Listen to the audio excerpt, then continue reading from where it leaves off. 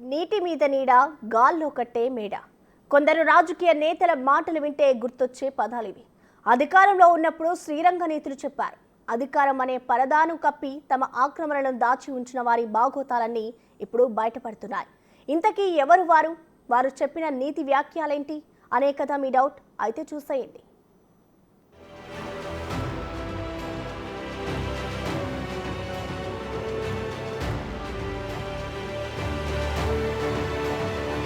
ఇప్పుడు మనం ఓ విషయం గురించి చెప్పుకోబోతున్నాం. బట్ ఇది చర్చించే ముందు మైక్ వెనక నేతల తీరు ఎలా ఉంటుందో చూడాలి. దీనికి మించి ఇంట్రడక్షన్ మేము ఇవ్వదలుచుకోలేదు. అదేంటో వారి మాటల్లోనే వినండి. ఈ బుల్కాపూర్ నాలా, ఈ ఫిరంగి నాలా, వాటి మీద ఏమైనా ఆక్రమణలుంటే దయచేసి స్థానిక నాయకులు మీరు అడ్డం రాకుండా. ఎందుకంటే ఇలా నీళ్లు తెచ్చేదే ఆ రెండు నాలాలు. ఎవరైనా జనరల్గా ఎవరైనా కూలగొట్టకపోతే మీ దగ్గరికి ఊరికొస్తారు, మాకు తెలుసు, అందుకే చెప్తున్నా. మీ దగ్గరికి నెంబరే గురికొస్తారు, అన్న మాది కూలగొడుతున్నట్టు. నాలాల మీద కబ్జాలుంటే మన పరిస్థితి కూడా హైదరాబాద్ లెక్క అవుతుంది. భవిష్యత్తులో వరదలు వస్తాయి, ఇళ్లకి నీళ్ళు వస్తాయి, పార్కులకి నీళ్ళు వస్తాయి, ఎటు కాకుండా పోతాం. నేను ఆర్డీఓ గారిని, హెచ్ఎండి అధికారులను కూడా కోరుతా ఉన్నా, దయచేసి ఈ బుల్కాపూర్ నాలా, ఈ ఫిరంగి నాలా రెండిటి మీద ఉన్న కబ్జాలను, రెండిటి మీద ఉన్న ఆక్రమణలను, మీరు ఓకే కదా, రెండిటి మీద ఉన్న ఆక్రమణలను, కబ్జాలను పూర్తి స్థాయిలో ధ్వంసం చేయండి. ఎమ్మెల్యే గారు సహకరిస్తారు, లోకల్ నాయకులు సహకరిస్తారు. ఎవరైనా సహకరించకపోతే నాకు చెప్పండి, పర్వాలేదు, కానీ సహకరిస్తారుగా, సహకరిస్తారు. రెవెన్యూ అధికారులు, ఇరిగేషన్ అధికారులు, మున్సిపల్ అధికారులు మీరు గట్టిగా అనుకుంటే ఈ ఏరియాలో ఇప్పుడే మనం పకడ్బందీగా మనం ఆక్రమణలన్నీ తొలగిస్తే. ఎందుకంటే నేను చూస్తూ ఉంటాను, చాలా చోట్ల పూడ్చి చేసింది, చాలా చోట్ల అడ్డం కట్టేసింది. వాటి ఇప్పుడు కాకపోతే భవిష్యత్తులో రిపేర్ చేసుకోలేం.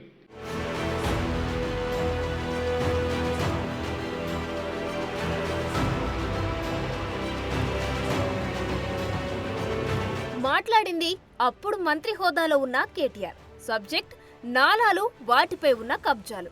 ఎంత బాగా మాట్లాడారో కదా కేటీఆర్. అధికారులు మీరు దూసుకెళ్ళండి, నేతలు మీరు సహకరించండి, ఎవ్వరు అడ్డమొచ్చినా మీరు తగ్గొద్దు. ఇప్పుడు ఏం చేయకపోతే భవిష్యత్తులో ఇబ్బందులు తప్పవు, వరదలు ముంచేస్తాయి. సో మీరు వెనకడుగు వేయకండి. మున్సిపల్ అధికారులు, నీటిపారుదల శాఖ వారు మీరు రెచ్చిపోండి. ఇలా చాలా బాగా చెప్పారు ఆనాడు కేటీఆర్. మరి ఏమైనా అడుగులు పడ్డాయా?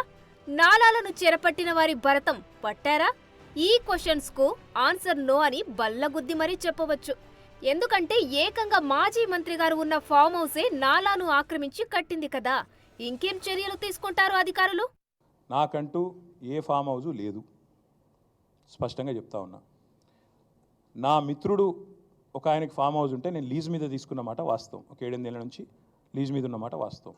ఒకవేళ అది ఎఫ్టీఎల్లోనో బఫర్లోనో ఉంటే నా మిత్రుడికి నేను చెప్తా, దగ్గర ఉండి అవసరమైతే నేను కూడా పోయి, ఎందుకంటే నేను లీజ్ మీద ఉన్నా కాబట్టి అక్కడే ఉండి నేను దగ్గరుండి కూలగొట్టించి వస్తా.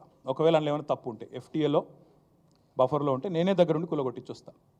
కానీ నేను కాంగ్రెస్ ప్రభుత్వాన్ని ఒక మాట అడుగుతా ఉన్నా, సరే ఇలా ఏమైనా తప్పు ఉంటే కూలగొట్టరు, నో ప్రాబ్లం, కూలగొట్టండి, దానిలో నష్టమేం లేదు, వెల్కమ్. మంచి జరుగుతున్నప్పుడు అందరం ఆహ్వానించాల్సింది.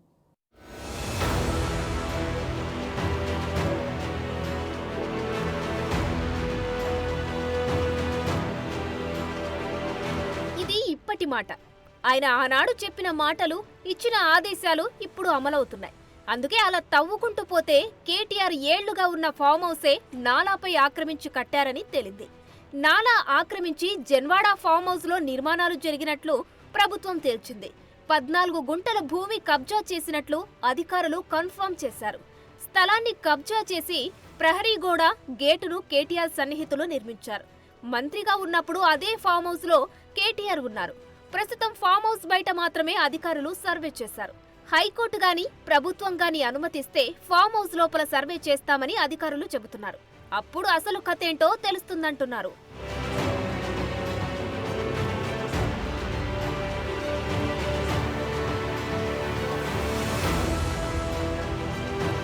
అప్పుడు అన్ని మాటలు మాట్లాడి ఇప్పుడు తప్పుంటే కూల్చుకోండంటే సరిపోతుందా?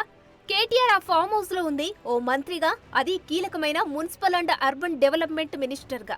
హైదరాబాద్ కు ఆయువు పట్టైన 111 జీవో పరిధిలో కట్టిన అక్రమ కట్టడాలను కూల్చివేసే బాధ్యతను నెరవేర్చాల్సిన ఆయనే అదే అక్రమ కట్టడంలో కుటుంబంతో సహా ఉండడం ద్వారా ఏం సంకేతం ఇచ్చారు?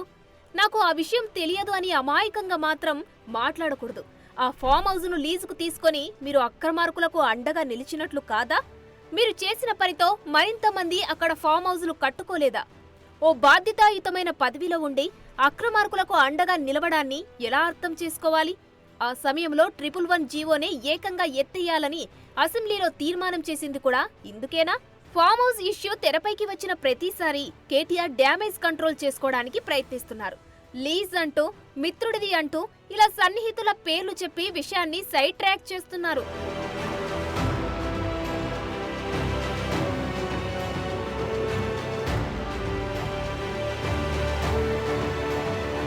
మీకు గుర్తుందో లేదో, సరిగ్గా కొన్ని నెలల క్రితం జన్వాడలో కేటీఆర్ ఫామ్ హౌస్ పై నేకుడు ట్రూత్ పేరుతో ఉన్నదున్నట్టు చూపించాం.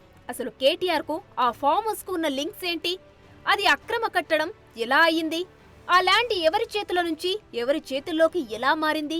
ఎప్పుడు మారింది? ఎందుకు మారింది? ఇలా ప్రతి ఒక్క విషయాన్ని పూసగుచ్చినట్టు వివరించింది బిగ్ టీవీ.